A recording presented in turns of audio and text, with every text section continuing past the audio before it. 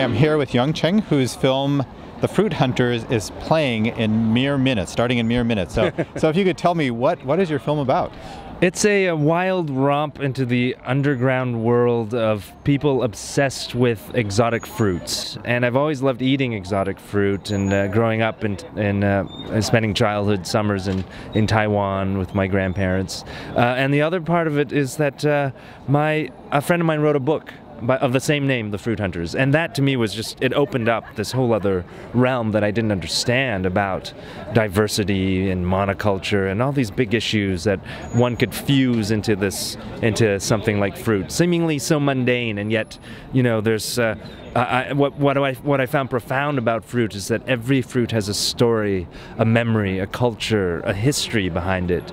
And I think that if once we engage with that, we can reconnect with this kind of essential value, this philosophy of that in the book it's deemed as biophilia, the love of living things. Les Blanc, the great documentary filmmaker who recently passed, made a wonderful documentary called "Garlic is as Good as Two Mothers," and what he used to do in his theater when he would play that movie was to roast garlic in the back in the theater, and you can get that scent as people were watching this film about garlic.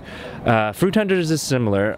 Sometimes I like to sneak in a durian in the theater, which is known as the smelliest fruit in the world, and I just let that beautiful perfume scent the theater. But other than when I can't do that, we usually have a party, and the festival was so gracious to have a fruit party with a special, miraculous, magical fruit that originates from Cameroon.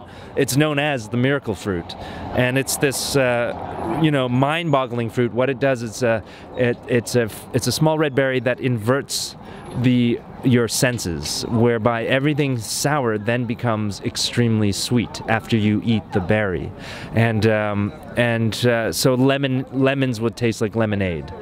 A very magical thing, and I think for me, a nice thing to have when you want to just kind of drive it home that we have this world of undiscovered nature through fruit, and that we can learn about our diversity and appreciate that connection and our human connection with fruit through that simple little berry. So when I come down here, I love just kind of walking around the lakes and experiencing the outdoors. But my films in the past have all played here at the Minneapolis through the Film Society, and it's, I think, a very cultural city that appreciates film, and one would argue that even more so than where I'm from in Montreal. In fact, there's a lot more repertory and art house theater and cinema happening, and that's something that I think the Film Society does. And with this sprawling, jam-packed, smorgasbord of wonderful movies, that's what the Minneapolis Film Festival is all about. And they're, largely inaccessible films for the general public. And this is a wonderful opportunity to watch these movies. Okay. Yeah. Well, we better let you get into your smorgasbord. Great. Thank you very much. Okay, good talking to you. Yeah. Thank you.